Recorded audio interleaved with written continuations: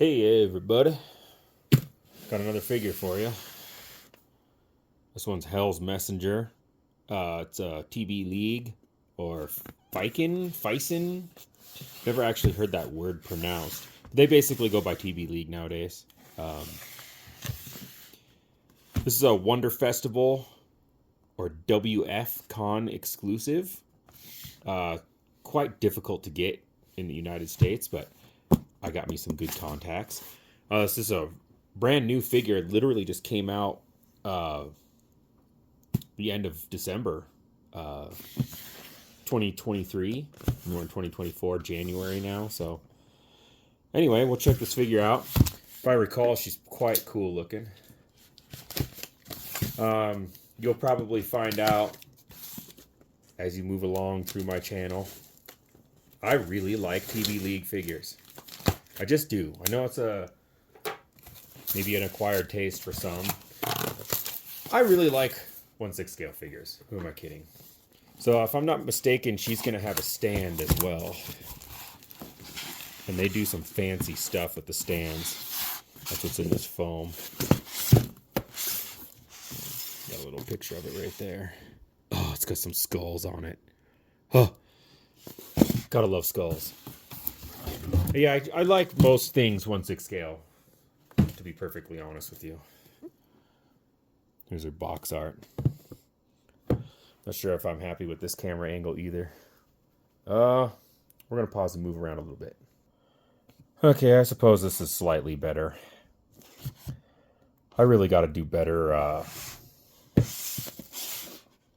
with the old camera angling. Boy, I'm not sure. Do we want to open this?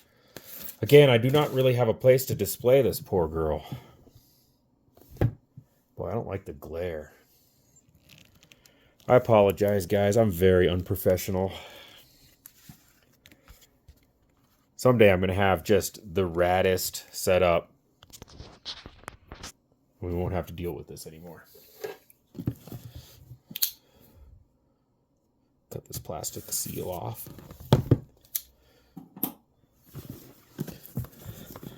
So this figure, should you decide to pick one up, is scarce by any stretch of the means now. So if you're watching this video in a couple years, good luck. She might be quite difficult to find. But if I'm not mistaken, she's from a series. There's a couple different Hell's Messengers. There's 2 released ones, different color schemes. Though she seems to be the coolest looking of the 3. I have the other 2. I'm sure we'll review them at some point. Not exactly sure where they are. This is about the seamless bodies. If you don't have a figure with a seamless body yet, I highly recommend you read this and follow it, because you do not want to ruin the body. Some figures like this one, I think, also have a custom body. Yeah, so she's got like this dark gray skin tone. You mess this up, you're not going to be able to get another one. Let's just put it that way. So TBLeague figures come pretty well disassembled. I think we will put her all together and do some posing. So why not? I think she actually has a second head sculpt here. Oh, God. That's hard to see. My camera is not good. That's better. Skeletor? I think Skeletor would like that. Here's her other head sculpt, which is the one I would probably display her with. I like her skin tone. She's got that like necromancer undead look to her. All right. So usually, let's get some of this foam out of the way. I'll stick this one back in here just because I don't want to misplace it. Usually there's a second layer that has the accessories here. So we'll pull her first layer out. There you go. Sword is plastic, but it looks very nice and well detailed. I like die cast too. I'm not sure what that is. It's got a really cool cloak. That's a rad spear. All right. I'm going to get her out and assemble her. She's got a few different hands as well.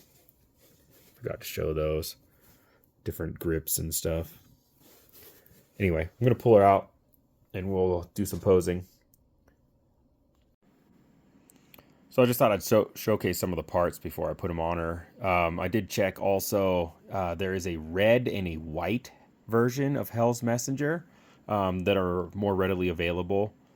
I suppose you could call this the black or dark Hell's Messenger version. So here she is without her equipment on. She's got a smaller bust than I'm used to seeing on these figures, to be honest with you, but I think it suits her quite well. I really love the fabric that they like to integrate into these figures. This is all going to be plastic, which is perfectly fine. Die cast is just going to make it more expensive overall. You know, I think I paid a couple $100 for this figure. A little more than normal just because it's a Wonder Festival exclusive. But if they did die cast, you would have to about double that. So she's got some really, really cool accessories. This is sort of like a mantle. The details on it is really cool. These are bracers. She's got some cloth that goes on first, and then the bracers come on. You'll have to take hands and feet off to put these on. Again, you've got cloth. I mean, come on, that looks rad.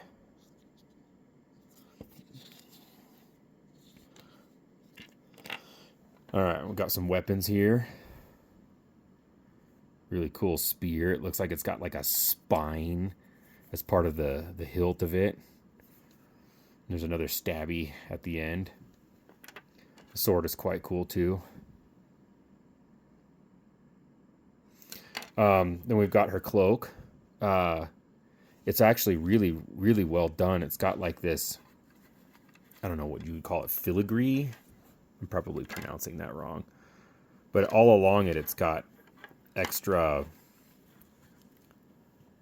bling. We're going to call it bling. All this extra here. Really well done. The bottom does have a metal wire in it, so it is posable. The hood does not. But it also has some of the, I want to say it's called filigree. Somebody can make fun of me in the comments. So that's really cool. But I gotta say, I mean, obviously she's the MVP of the set. But as far as like accessories and stuff, this stand, guys, is freaking rad. I just like all the detail. I don't know. Maybe I just have an affinity for skulls. It's really nice and hefty, too. All right, we're going to put some equipment on her. We'll do a little posing, and I'll show her off. So far, really like this figure. Really dig it. All right, we got her equipped, as it was. Really dig this figure. A couple things I did not do, which when I go to permanently display her, I will absolutely do. Her cloak has some string. Her pants has some string. I'd probably tuck or trim this once I have her set up the way I want her. I'm not going to deal with it right now because I am going to put her back in the box, so I don't have display space for her. But yeah, I really dig the stand. Let's get her moving. I really dig the stand. I really like her cloak. This mantle that she wears just looks fantastic from the front and back. It goes over the cloak. I think you can put it on her without the cloak, which I think we'll do in a minute here. I'm going to do another pose or two with her. Yeah, I dig this figure. I like her skin tone. She's got a very like necromancery vibe to her. One thing I really enjoy about TBLeague, even when they create multiple versions of a character, while their accessories physically are the same, they'll often have a different color scheme, and then they'll give you a unique head sculpt. And the head sculpt is where the personality of the figure is to me. So when they give you a unique head sculpt, I'm down for that. Oh yeah, this figure's rad. If you're watching this like now when I've posted it, within a couple weeks of posting this, get her. If you can find her, get her. She's probably on eBay. I got mine from Time Walker Toys, but I think they're already sold out of her.